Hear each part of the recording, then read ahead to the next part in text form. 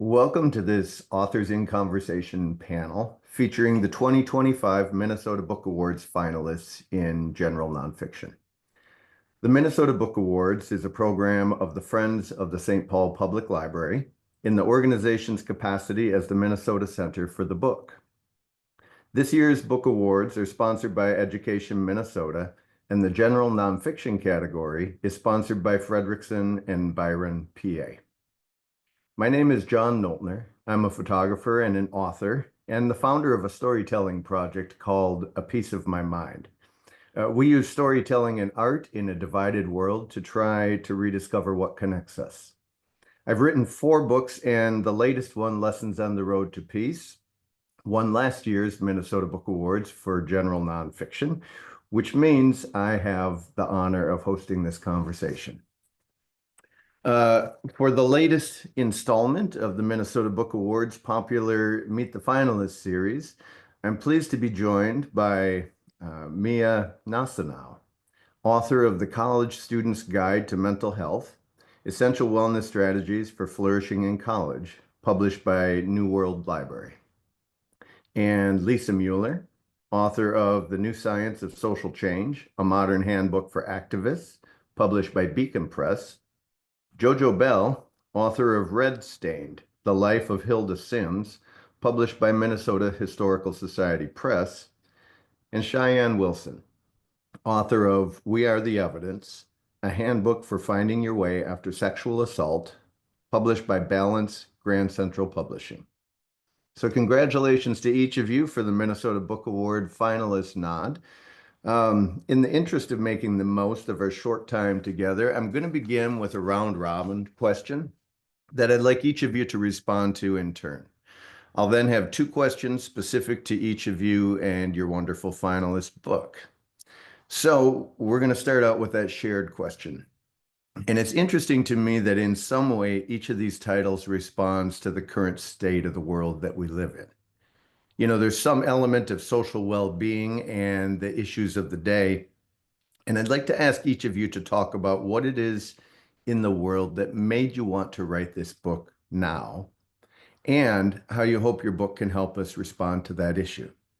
And so let's go in the same order that I introduced you in. And Mia, let me ask you that question again. What is it in the world that made you want to write this book now? And how do you hope that this book can help us to respond to that issue? I have a feeling my answer might be similar to the other writers' answers in that I started writing my book in 2007. So by now, it means the last couple of decades. I know for sure the issues have been going on way longer than that, too. But a lot of people want to put student mental health crisis with the pandemic, but it has been going on for a lot longer than that. And so I was as a full-time student mental health counselor, I was responding to seeing how many students are just have been distressed, but also a lot of their distress wasn't really necessarily, it was definitely not mental illness. And I wanted to just try to frame that in a different way where um, instead of everyone trying to be perfect or seeing that they had to be a certain way, that there was like permission to struggle, permission to learn skills that are so important that aren't necessarily forwarded in our society. So that had been brewing for a long time, but of course now it feels really important to have it out there now with so much social media presenting that perfect picture and young people feeling they're supposed to have it all together by the time they're 18 and come to college, and we know that's impossible. And so it feels good that it came out now, but it's been brewing for a long time. Yeah, thanks for that, Mia. I appreciate it. And Lisa, what is it in the world that made you want to write your book now? And how do you hope your book can help us address those issues? Well, I have a social science answer and then a very personal answer, and they interrelate. So, my social science answer is that by some measures, we are currently experiencing a historically huge swell in global protests. So by some counts, protests are more frequent than they've ever been in recorded history. with this current wave of uprisings eclipsing even the turbulent 1960s. And yet at the same time, social science has produced some sobering data indicating that despite this peak in protest frequency, protests are also failing at historic rates to achieve their stated objectives. And so that confluence of ubiquitous protest and really abysmal success rates in terms of activists actually getting what they want motivated me to try and puzzle through that. My more personal answer has to do with this, you could call it my like come to Jesus moment with this project. When I was out in the streets of Minneapolis late at night at a huge political rally, and listeners can infer what kind of rally that might have been. I don't need to air my specific political grievances, but there have been many such opportunities, and here in our own backyard, as well as globally, to voice grievances about a host of issues. And I was at such an event, and late into the night, when my feet are sore and my voice is hoarse and my arms are weary from waving a sign in the air, I hear a voice behind me screaming, just as hoarse as I am, Professor Mueller! Professor Mueller, is that you? And I turn around and it's one of my students. I mean, Mac students are, have a well-earned reputation for being really politically engaged. And here was one of my students at this protest alongside me. And he said, "Are you here to study us?" I said, "No, I'm here because I'm pissed off." And so we joined in this moment of collective rage, but it also kind of felt euphoric. And I went home that night really fired up, but I woke up the next day with what I can best describe as a protest hangover. And I might have literally looked myself in the mirror and asked, what did you accomplish last night? Will you materially change any lives? Will you move the needle on any of the issues about which you were yelling so vehemently? And so that ambivalence about the effectiveness of my own activism and those statistics I cited earlier drove me to turn my scholarly work from the determinants of protests, which had occupied me for the first part of my career, to the outcomes of protest, and to, do so in accessible terms that could take our evidence about what works on average in activism and put that into the hands of activists in the trenches who could put it to work for social good. Thanks for that, Lisa, for the social science and for the personal perspective. And JoJo, now to you. What is it in the world that made you want to write this book now? And how do you hope your book can help us respond to that issue? Yeah, it's kind of funny because I started writing the book when I was looking for interviews, or sorry, not interviews, when I was looking for presentations to do for my organization. So I started AAICM, the African American Interpretive Center of Minnesota. And so we do exhibitions and events based on Black Minnesota history. So I'm always looking for stories that are novel, that people hadn't heard about, or that I feel kind of need more context in terms of the state as well. A state we kind of view as majority white, right? And even if it is, I think we have and have had a small but powerful Black population here.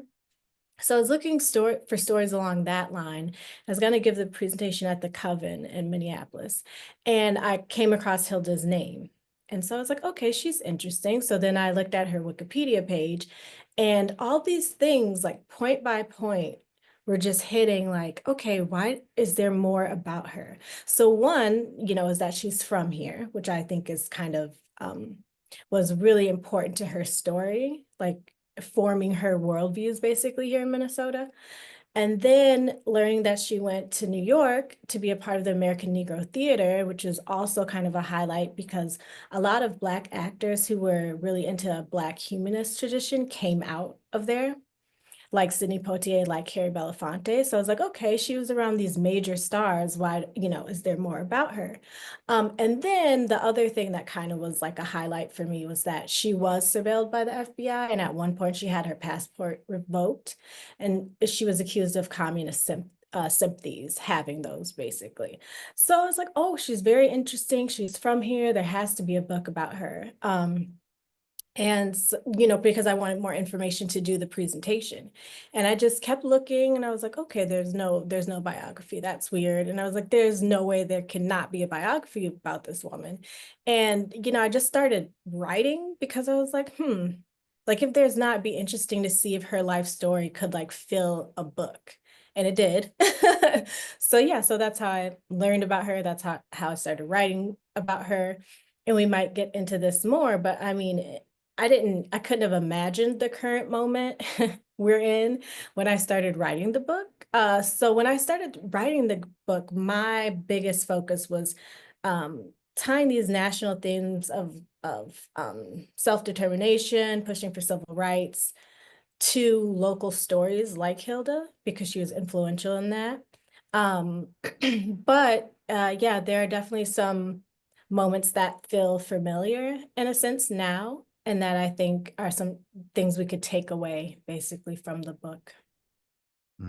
Thanks for that, JoJo. Mhm. And Cheyenne, what is it in the world that made you want to write your book now? And how do you hope your book can help us respond to the issue? For me, We Are the Evidence was written to fill a gap that existed at the time to support survivors after sexual assault. There wasn't anything that was comprehensive and easily accessible for survivors to get the information they needed to make informed decisions about what had just happened and if they wanted to report, if they wanted to disclose to loved ones, and what their healing options were after their assault. So this resource has always been needed, but after Me Too, the movement, we saw more and more survivors coming forward, but we also saw that the systems in place weren't built to really support them. And survivors were coming forward, but now what? They weren't getting the support they really needed. So my goal with writing this book was to help fill that gap so that they could make more informed decisions on if they wanted to report, disclose to their loved ones, and what their options were for healing and moving forward after their assault. I also saw that there was a need for something that could both validate their experiences, and that's why I chose to include a lot of other survivor stories and quotes from other survivors on their experiences. But I also wanted to have experts in all the various disciplines contribute as well, so the reader can get information right from the source. My hope is that now people are open to receiving this information because, like I said, this book was always needed. But I think now people want to hear more and they want to do better. And I hope that the book can help them do that. Thanks, Cheyenne. Appreciate it. That's all good stuff. Thanks to each of you for sharing. And now I've got two additional questions for each of you, and we're going to go in that same order. So, Mia, we'll start out with you. Your book, The College Student's Guide to Mental Health: Essential Wellness Strategies for Flourishing in College. It's filled with lessons and tools and strategies, but also a wealth of resources for people who want to dig in even more.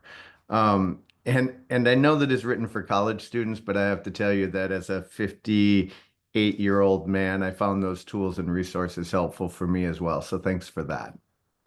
So here's the question. I know you've been deeply involved in these issues for years, 2 decades of counseling students at Macalester College, for instance, and I'm curious how you've seen this issue change through the years. You know, what's the same about mental health issues for students, and what's different from what you encountered at the beginning of your career? A great question. There's so much that is the same still, because if you talk about traditional age college students, which is what Macalester mostly has, that's this huge life transition. A lot of students are moving away from home. And so they're out from under their families' wings. They're facing themselves and what they want for their own lives. That's been true for since colleges took young adults. So that kind of big transition. And with that, there's still I that frame of, success and loss too. Like, so many young people come to college thinking they're going to be one thing, and then they come to college and start taking a couple classes from Lisa or whoever, and like, oh, this is actually where I'm being called, or this is my identity, or Cheyenne also, unfortunately, a lot of too many young women experience a sexual assault, and that rocks their world and changes their development. So things happen in college that really spur growth and development. That's always been true, and it's always been like both a joy and a struggle. So that's continued to be the same. What's different is I mean, I started in 2001, so that was before cell phones, before social media, but there was still something really changing then. And people often ask me, they kind of want to blame it all on cell phones, right? But I feel like there's the bowling alone part of um, I'm referring to social science work where the breakdown in communities. I feel that's been affecting students, for the last couple of decades, where you can see it in our society, like things are breaking down. Your work too, John, like why don't we have the same communities? We're not as attached to each other. We don't trust each other. That has really impacted mental health. People don't feel as grounded and connected, and I believe that affects mental health. So that's kind of been a big piece of it. And then it has thrown oil on that fire that was already burning, to have the social media just amplifies all those differences. And it's terrible for young people to compare and despair, because you're already comparing so much when you go to college, like who got that internship, or who got the best grade in class, or who's dating who, or went to what party. Now that's a 24/7 situation with phones and the media, and also just even the entertainment media. That almost hit me first, like, oh, people are watching their Netflix on repeat and not studying. Like that has impacted students so much in a way that wasn't there. Like when I went to college, we couldn't just escape on our computers. There was nothing like that. We escaped by hanging out with our friends. So there's that's all different, all that stuff that people do know about, but that's really impacted mental health. I hope that was a clear enough answer, because it's very complicated. So Yeah, we are complex creatures. Thanks for sharing that, Mia. And I guess in the spirit of physician heal thyself, I want to ask this next question. When did you first learn to care for your own mental health, and what was the opportunity or the situation that made that possible for you? well, kind of on a personal note, like it, it goes back to, family stuff in my own family, and me needing to kind of spend my 20s doing some therapy work so that I could stand on my own 2 feet and be a whole person. So I was almost like forced into it. That's not true. I chose it. I really chose it. But it was the 80s, the early 80s, and therapy was starting to be more more available. And also with the women's movement from the 70s, I did get a little wind in my sails from that. Like that was, women were being more empowered. I know people put it in the 70s, but for me, it was in the 80s, where it's like, yeah, I want to be my own person. And I chose to do a lot of therapy work, and it changed my life. So I'm grateful that I was able to choose that. And that is probably what made me want to work with college students, because I knew that was the time where you're emerging from your family, and you can start to want to choose how you want to be versus just what you're given. And so trying to grab onto that choice of getting to know yourself and self-knowledge. And that's what I have try to have in my book, is understanding self. Who am I? And wanting to be yourself, and trying to encourage that. That to me is a normal growth uh situation for young people. And like you said, for all of us, because I'm growing again as a retired person, so we all get to keep growing. So Yes, a never-ending process, we hope. yes. Thanks for sharing that, Mia. Sure. And Lisa, let's move on to you. It seems like McAllister is pretty well represented today, and well represented in the Minnesota Book Awards this year. You teach political science there, and you're a contributor to the Washington Post, and you just returned from a year as a Fulbright scholar. Where were you for that? I had the pleasure of being a Fulbright scholar at Sciences Po Bordeaux in the southwest of France.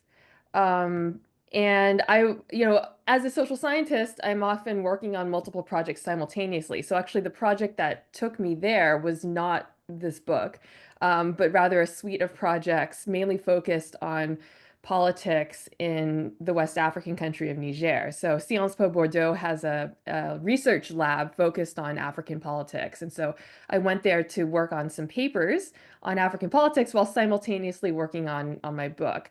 Those projects informed each other, though, naturally. The projects I was working on in the West African context at the time centered on party activists. So still activism, but in the context of political parties. And during that sabbatical year, I also did some field research with a Nigerian collaborator in Niger. And so I guess to bring this back to my book, I want this book to respond to pressing questions in our own community, by which I mean, here in Minnesota, which was, easy for the tragic reason that I was writing it in the early aftermath of the George Floyd uprisings. But I also wanted to speak to these broader global trends that I mentioned before. This wave of protest is not limited to our backyard. It really is international. And so, although the book does emphasize more familiar examples of protests in the United States, it goes far beyond. And so I draw from my day job, you could call it, as a scholar of politics in West Africa and other countries. So we live in a world with this growing interest in social activism, but we also live in a world with a short attention span and a 24/7 news cycle and competing narratives. So I'm curious, what are the trends that worry you in activism in this modern world, and what are the trends that give you some hope? Well, one of the trends that relates to the media landscape that you just brought up that does keep me up at night is how it fragments our attention in ways that might make it more difficult to choose the worthiest targets of our activism. And worthy is not something that I am here to judge. In fact, that's way above my pay grade. That's more of a question for an ethicist. Like, what are the just causes?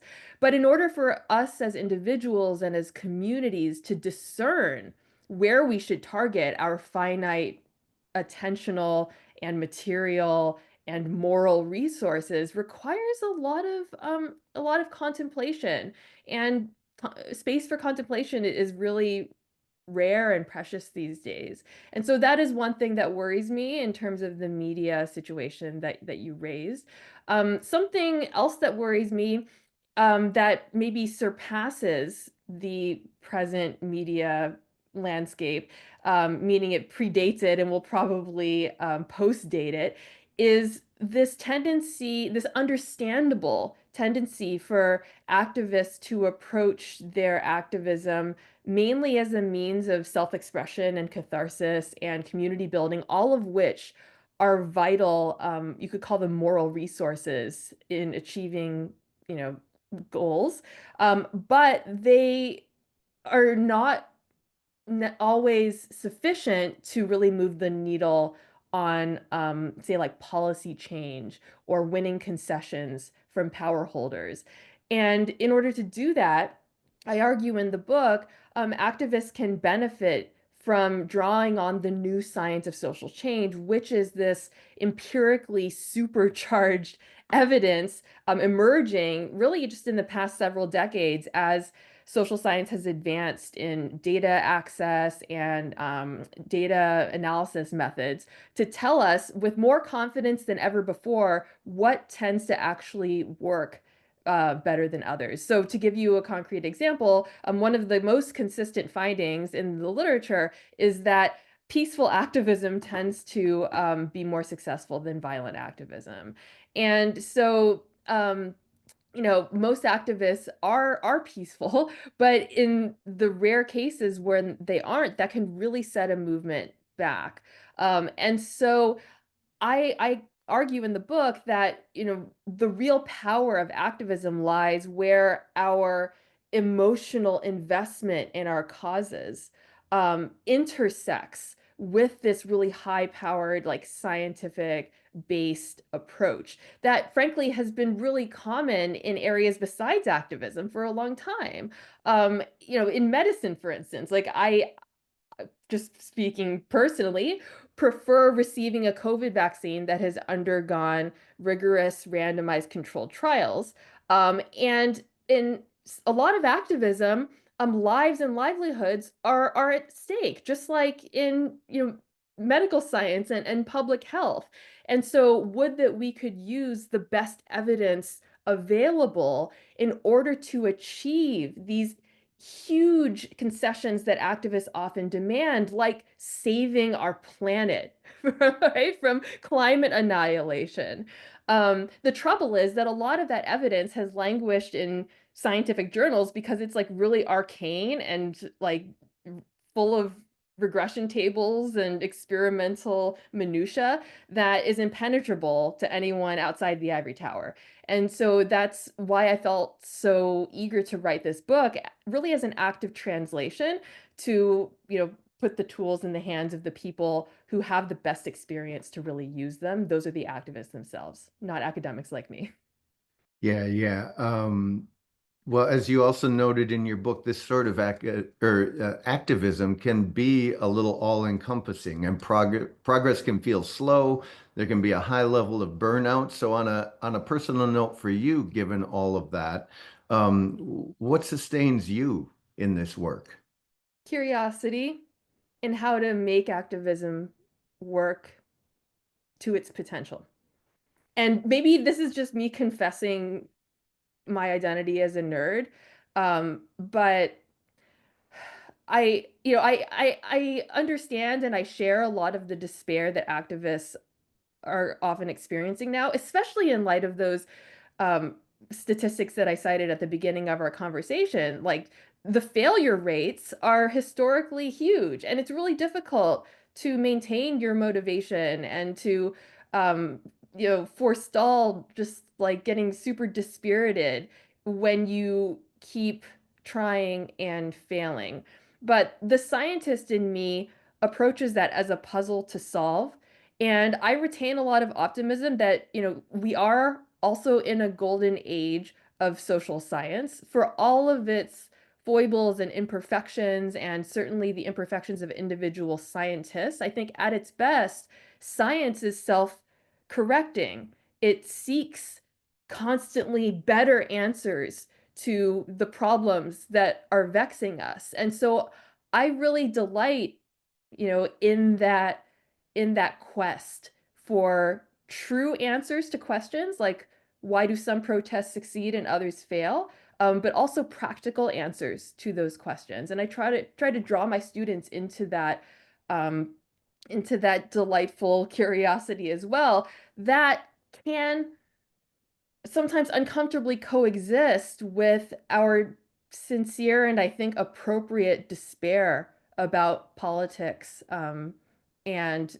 the struggle of activism. And so, I'm Mia's words are echoing my mind and about how sometimes we have really distressing or distressed responses to the status quo that are adaptive. Like I think that's a really understandable thing, right? To look at what's wrong in the world and feel really terrible, but that we don't have to stop there. We can also look at that with curiosity and then channel that curiosity to devise solutions.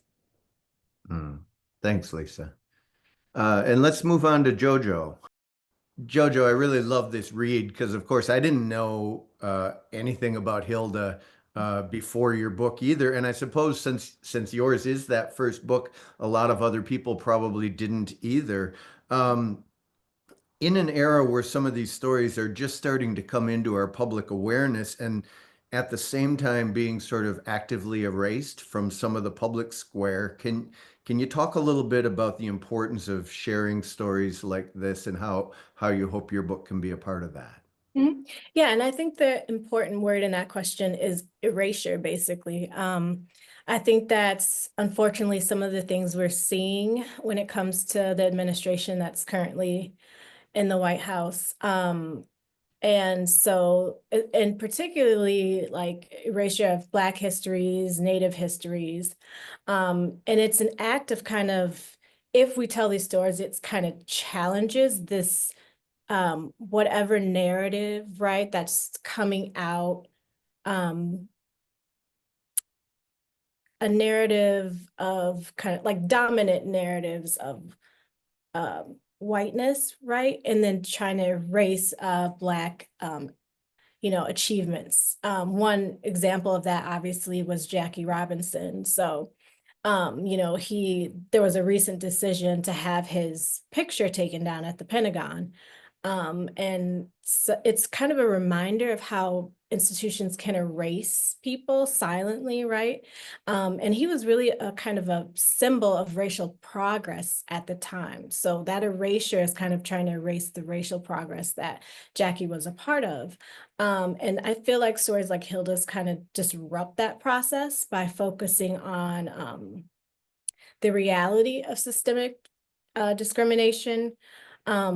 So basically, like what their stories, Hilda and Jackie's, show is that there is a way that these people who were, either actors or athletes still kind of resisted, any kind of backtracking of racial progress and civil rights in the period. I think Hilda's story shows that speaking against injustice sometimes is threatening to certain administrations.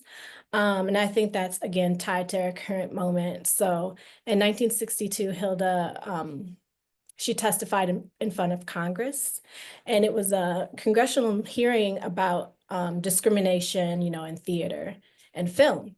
And a lot of big names were there, again, including Sidney Gregory was there, bigwigs from like NBC. And so she spoke out, and there's one line she said, and I'm paraphrasing my own book, but there's one line she said that really kind of called to me, and it was, "I don't feel that plugging for civil rights and basically saying is radical." Though her words weren't radical, but that's basically what she was saying, right? That pushing for civil rights, equal rights shouldn't be viewed as something that's threatening or radical. It's normal to treat, fellow human beings equally. So I think we're seeing that, I wonder if we're going to see that again, that kind of pressure on people in Hollywood again, but I think it's kind of starting at universities too, with recent arrests of people speaking out, or in favor of or against the war in Gaza. So I think sadly some of those seeds, or sorry, some of those signs are kind of there. And I think her story is a reminder that your art can be what it is, just art, which is like a beautiful thing, but it can also be a form of resistance as well. Mhm.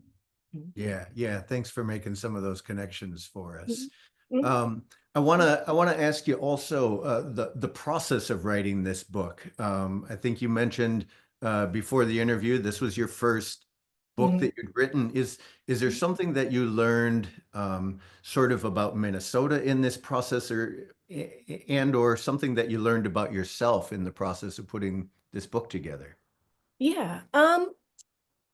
I think in terms of what I've learned about Minnesota, I think I learned, especially from Hilda's story, is that there is this tradition, and I kind of wasn't aware how deep it went, of these progressive thoughts and movements. Obviously we kind of had a moment of protest in favor of unions in Minnesota and at one period.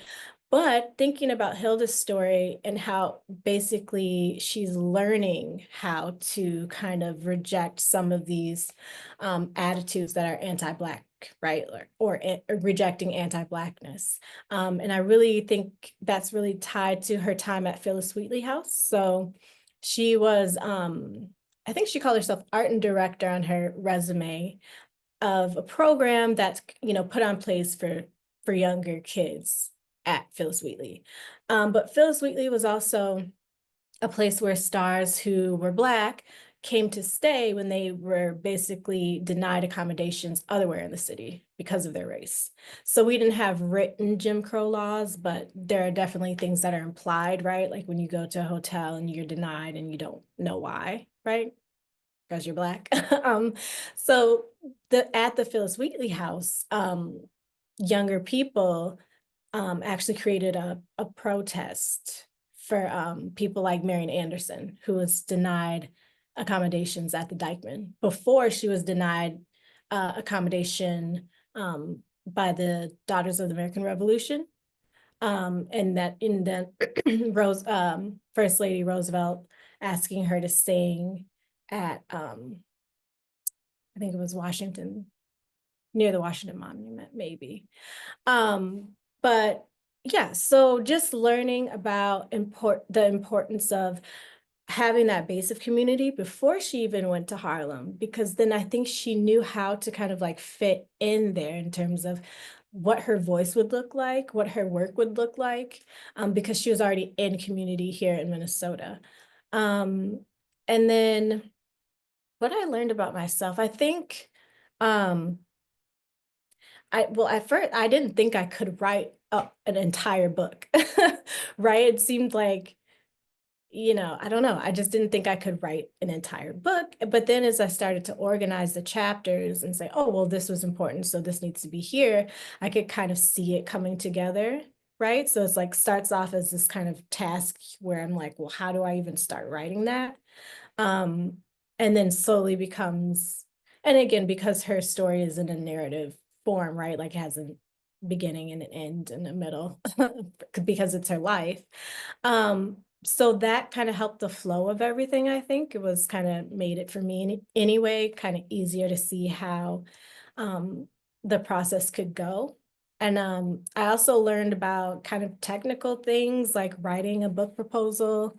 I had to teach myself how to do that.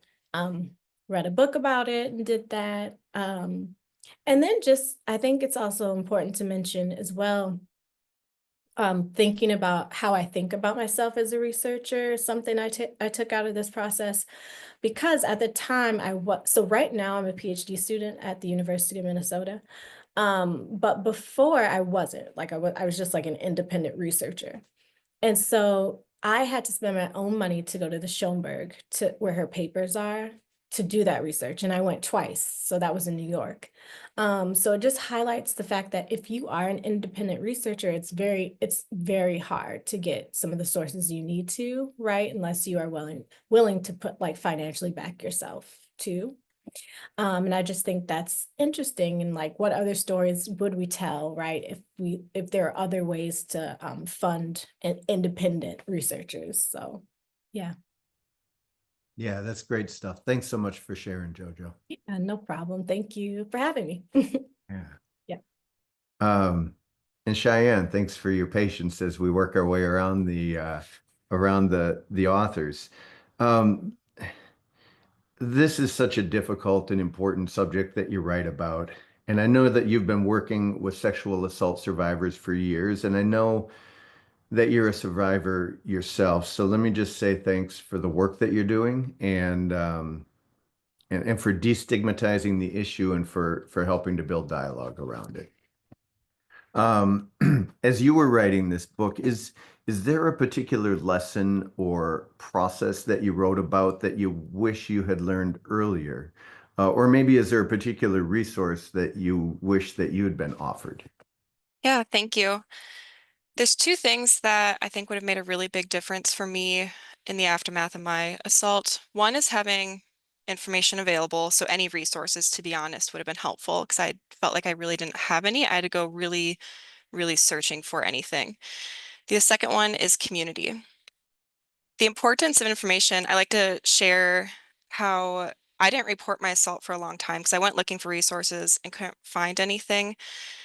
And my assault happened over a decade ago, so things have gotten a lot better. There's a lot more out there, but at the time, I couldn't find anything that really helped. And I felt very confused and lost and alone. And it wasn't until a couple years later, I stumbled upon a document for people who are in school to become lawyers that went into sexual assault myths. And that information is what empowered me to feel like I can make a decision regarding whether or not I wanted to report. And ultimately, I did report. And as I was going through that process, I had so many questions. People who have been assaulted often feel like they don't have any control over a situation, and having as much information as possible so you can make an informed decision helps you to feel empowered and safe.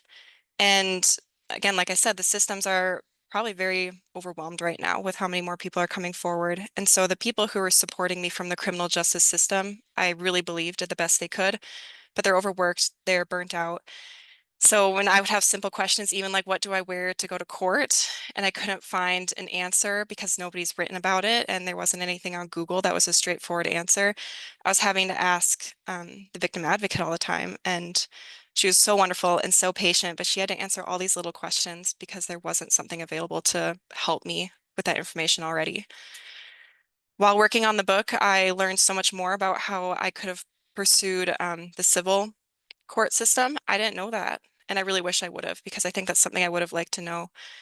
I've also started to learn more about restorative justice and transformative justice processes. And I feel very passionate about making that more available to survivors everywhere. Right now, it's not. But for survivors to have options is really important. So saying that you don't have to report, here's some other options if you still want to have some kind of systemic justice to pursue. The other thing I said was community, and I felt very isolated and alone after my assault. And I found so much more healing once I started to connect with other survivors, and that would be in an informal and a formal setting. But again, that was something that I didn't think to look for, and I wish that would have been encouraged. And so I really try to encourage other people to connect with other survivors. And this is a place where social media, I think, has done a lot of good. There's social media platforms where you can learn more and connect with other survivors. There's online communities, and there's ways to find in-person communities as well. But those are two things that I wish I would have looked into more after my assault. Thanks, Cheyenne. And I know for me, the process of writing can help me to organize my thoughts and can help lead to some sort of healing where it's needed. And I'm curious for you, has there been something healing for you about putting together this book? Yes, writing this book was incredibly healing in a couple ways. One, the subject matter itself, having to dig into the realities of sexual assault, statistics, sexual assault myths, learn about different ways I could be working on my healing, different therapies. All of that was helpful. I learned about how after my assault, I did a lot of work to try to not be seen because I was, you know, working through my trauma. And since the book's been released, I've been working on being seen, like being on panels like this and the book launch party. And there's so much healing that comes from that, and talking to survivors who report back to me how the book helped them and how with the information they had, they were able to make an informed decision on if reporting was correct for them or if it wasn't the right decision, how to disclose to their loved ones what happened. And there's so much healing that comes from that, knowing I can help others. But something that fascinates me a lot is how much healing happened from not just writing this book, but the writing process in general. After my assault, I definitely had a lot of hyper independence. I felt like I had to be the expert in everything, because I did. I was the key witness for my case. I was the one who had to advocate for myself and going to court and finding a trauma-informed medical provider. I had to be the expert in what I was looking for. But writing this book, I realized I didn't have to be the expert in everything, and that's okay. And that's where I look to contributors who are experts in their fields to write. And that's where I look to other survivors who are the experts in their experience to share what happened to them, because their experience was different than my experience. And I want the reader to be able to see multiple perspectives.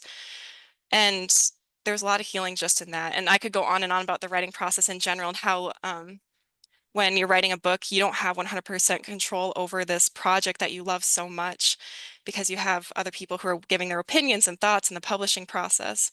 And when you're working through trauma, a sense of control is really important. So working through how to be okay with that, how to navigate those big feelings, how to trust other people.